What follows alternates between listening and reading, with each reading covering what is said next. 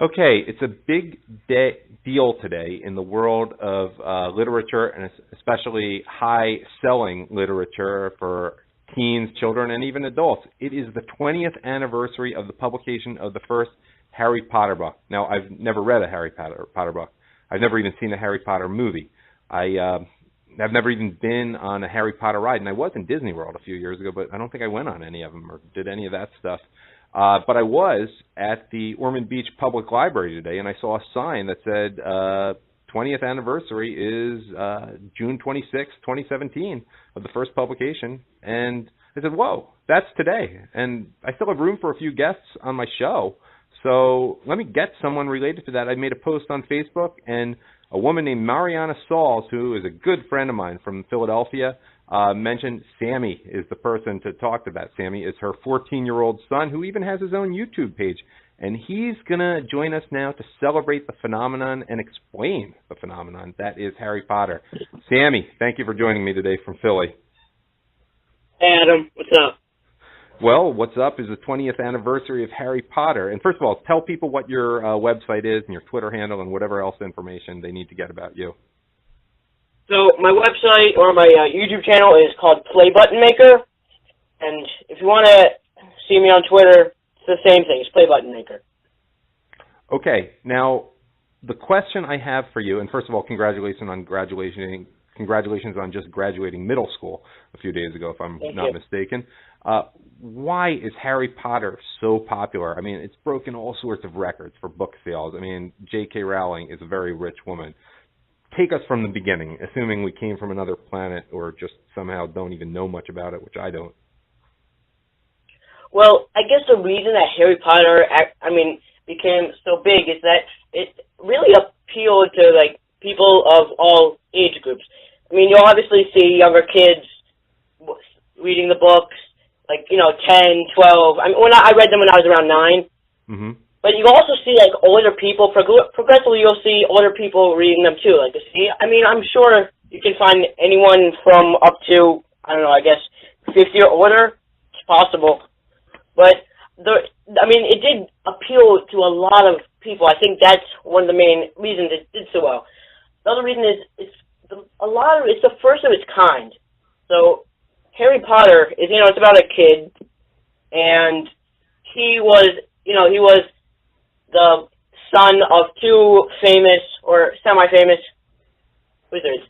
His mother came from a background that was not at all wizarding, and in the wizarding world of Harry Potter, the background works like you could have parents. Your parents were wizards, or they weren't wizards, or they might be, one parent was a wizard, came from a family of wizards, or and wasn't themselves, or you might have a parent that might not be like Harry did. And what they call that is a half-blood.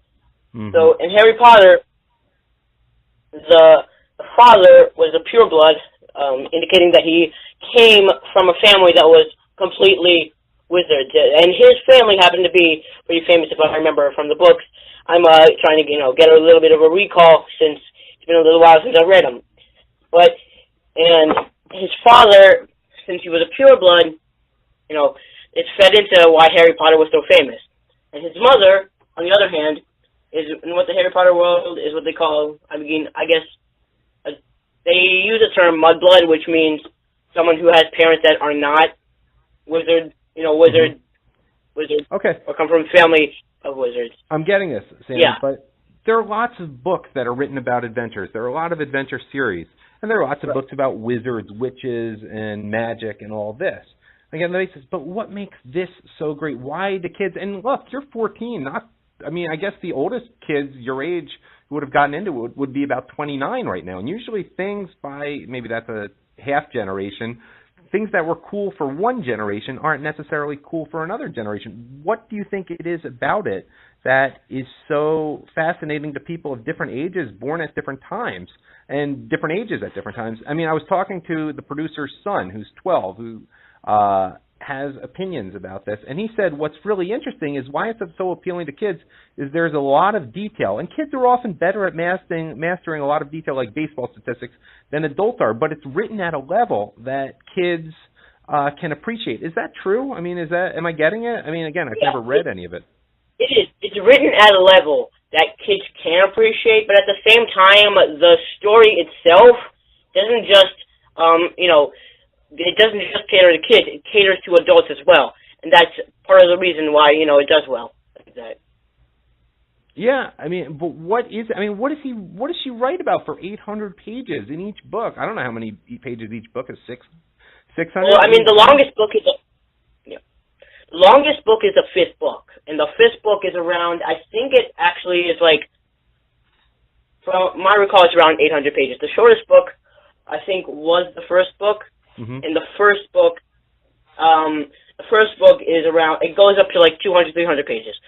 So that's, I mean, and the first book was, it was in the beginning. It was, the introduction to the story, but gradually the books got bigger, right? Let me ask you another question. We only have about 2 minutes left. Does he grow up in the books? Does he get wiser? Does the tone of the book change as things go on? Yeah. So the book tone. So Hogwarts goes on for 7 years, and I believe in the beginning of the book, Harry Potter was 12. So he would have been around our world, would have been like 6th, 7th grade. And so Hogwarts is also, it's high school. So Harry Potter develops as a character. He develops as an adult. He becomes an adult, and eventually, it ends.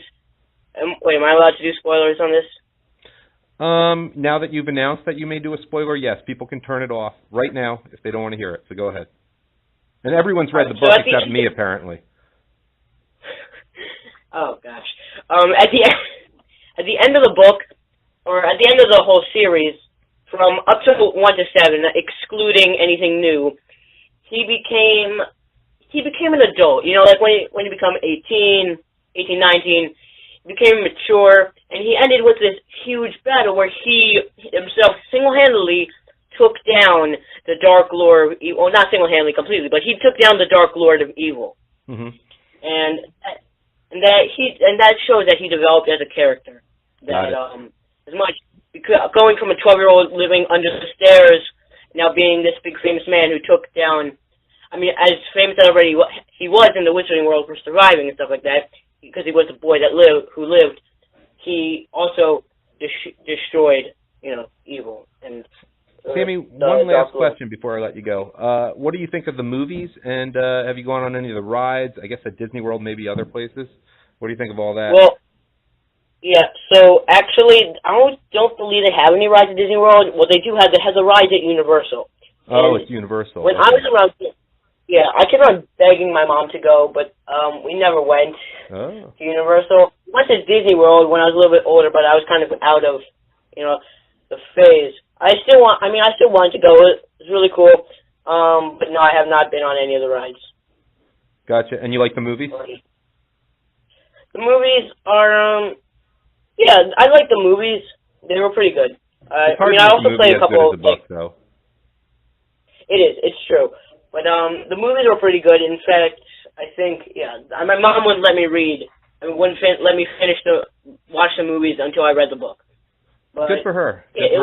Though often it should be the other way around because the books are usually better than the movies. But okay, that makes sense. Yeah, like, man, this movie, oh my God! And then you read the book, and this is the movie really screwed it up. But yeah, well, books can they go into didn't more. really get out Harry Potter. I think that they did a pretty good job with the movies as well. Books can go into a lot more detail, so it's an unfair advantage. Final thoughts from you, and can you give your final thoughts and then end with how people can follow you? All right. So my final thought is: you want to ask me a question, or just? What do you want to leave people with? Why they should read the book, or how you're celebrating the 20th anniversary? Just whatever you want to leave people with, because I'm up against the deadline. That's why. Okay.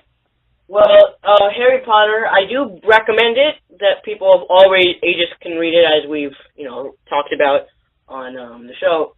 But I definitely think you should recommend it. It's a very good series. It's adaptable, so any person of any age group can read it.